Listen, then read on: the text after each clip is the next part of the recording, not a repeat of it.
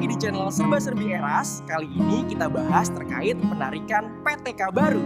Selamat mengikuti. Penarikan PTK baru.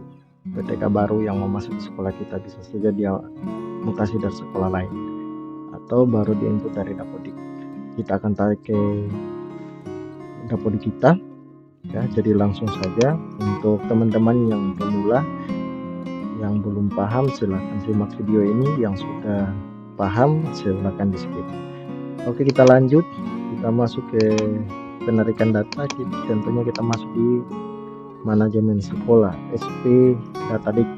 Nah, ini linknya otomatis muncul karena sudah pernah saya buka, SP Datadik Kemendikdasmen Go ID. Oke, enter.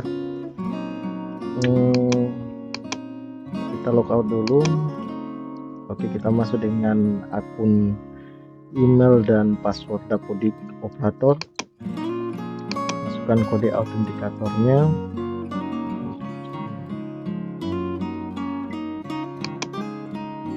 Oke, kita tunggu. Sekarang kita masuk di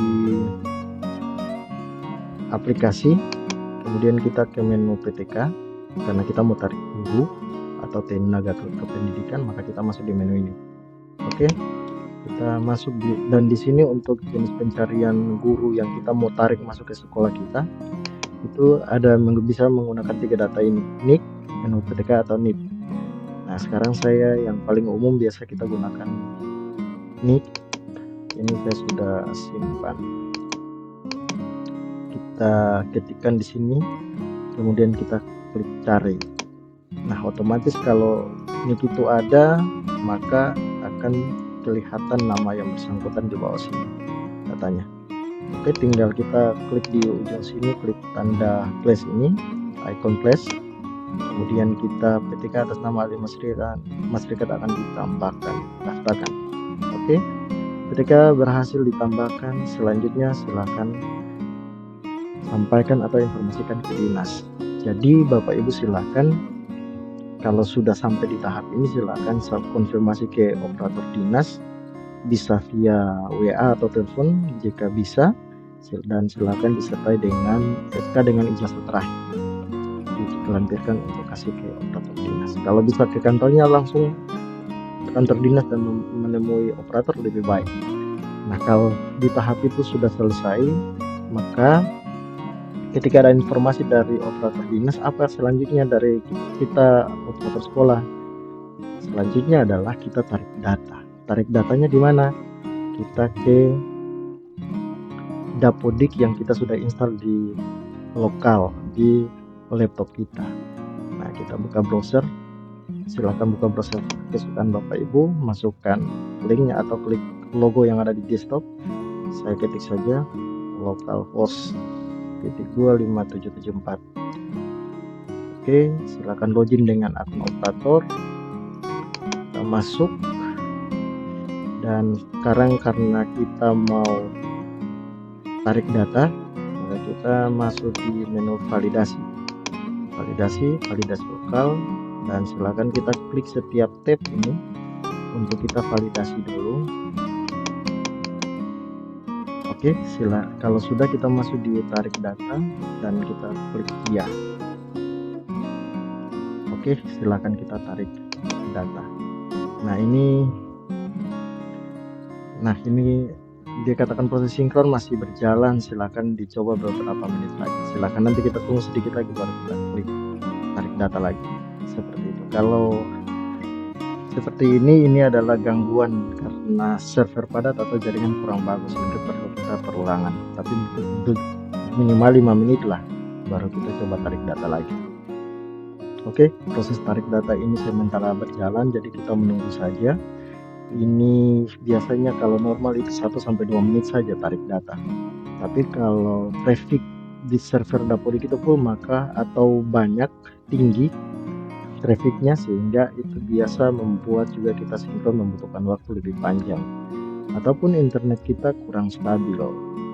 Saya di sini ada coba ping Google, di sini jaringan saya stabil, berarti artinya dari traffic di server pusatnya Dapodik itu yang lagi padat, Jadi kita menunggu saja. Oke teman-teman, ini waktu sinkron cukup lama. Saya sinkron itu angkanya ini sama ya, 4433, 44 menit 33 detik. Nah ini jam-jam segini biasanya server padat ya, di daerah waktu Indonesia Barat ini masih hampir jam 8, artinya di sana masih banyak yang beraktivitas dan mungkin masih banyak yang mudik.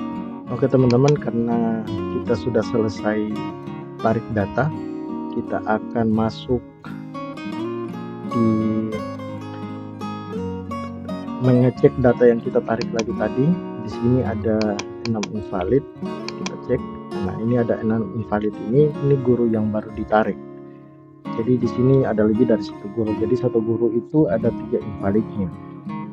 Dari yang pertama ini nomor HP harus diinput, kemudian riwayat pendidikan formal, kemudian riwayat karir minimal di input satu saja. Oke, sekarang kita perbagi invalid ketiga ini dari 1 guru itu. Kita bikin tab baru saja.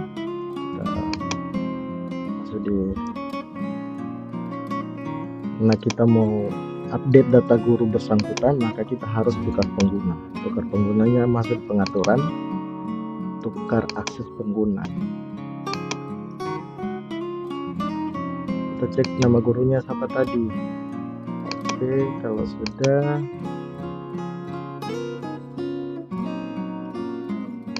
kita masuk.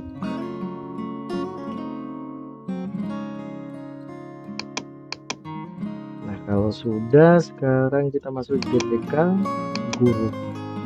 Oke, kita klik namanya dan kita pilih ubah. Nah, invalid yang pertama yang tadi kita lihat adalah nomor HP. Kita scroll paling bawah dan silakan kita isi di sini 0852. Ini saya kasih contoh saja. Nah, misalnya datanya seperti itu, silakan kita simpan. Oke, sudah berhasil ini.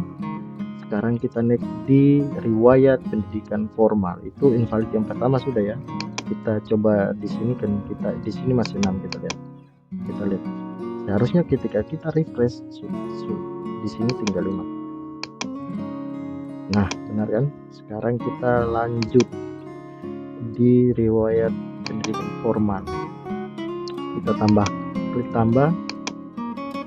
Ini kita pilih jurusan. Oke, ini karena SMA. Nah ini teman-teman, untuk saat ini yang bisa input di lokal itu dari jenjang pendidikan PAUD sampai SMA bisa, tapi kalau D4 dengan S1 ini ada informasi yang tulisan berjalan. Informasi perubahan data riwayat pendidikan formal dengan kualifikasi D4 atau S1 hanya dapat dilakukan di aplikasi individual GTK di link tersebut ya. Jadi kita harus masuk di portal pribadi guru yang bersangkutan di PTK Datadik, Kemendikdasmen, Go ID. Nah, itu nanti untuk input formalnya. Sebenarnya di jenjang di bawahnya juga bisa diinput di sini, tetapi sekarang kita mau buat invalidnya hilang dulu untuk kita simpan. Jadi di SMA itu bisa diinput di sini. Jadi ketika di sini kalau SMA sebenarnya di gelar ini tidak ada. Sebenarnya di bagian sini dulunya ada itu yang namanya umum, tapi saya cek di sini sudah tidak ada. Jadi kita pilih salah satu dulu, 3 saja dulu seperti ini. Kemudian satuan pendidikan formal, pendidikan SMA-nya apa? Misalnya SMA Negeri 1, fakultas tentunya tidak ada karena masih jenjang SMA. Pendidikan yang kita isi 2018, kemudian sini 2021, kemudian masih kuliah tidak, semester tidak, karena sudah berikut ini SMA nilai rata-rata isi misalnya 80. Dan kita setelah ini selesai, silahkan kita klik simpan. Nah, tersimpan. Sekarang yang ini kan seharusnya SMA tidak ada Ahmadi ya, tadi saya pilih AMD ya, saya ganti ini, saya hapus, saya ganti dengan garis datar, kemudian klik simpan. Ya, berhasil ya. Berarti sekarang invalidnya sudah berkurang. Nah, kita selesaikan semua saja dulu. Kita sekarang invalid yang berikut adalah riwayat karir. Ini dia paling bawah, ini riwayat karir, kita klik. Oke, kita tambah di sini. Di sini jenjang pendidikan yang kita input di sini adalah jenjang pendidikan di mana dia mengajar. Agar kalau kita tidak salah input, kita cek di sini petunjuknya. Ini jenjang pendidikan yang diajar. Artinya kalau ini jenjang SD, maka di sini kita isi juga SD. Mana ya? SD sederajat. Jenis pendidikan, lembaga SD, pegawai sebagai guru honor, sekolah, kemudian jenis PTK ini sebagai guru, lembaga pengangkat itu karena honor sekolah ya dari sekolah ini, nama sekolahnya di atas SD ini kelas 82 baru, nomor SK sesuai SK ya.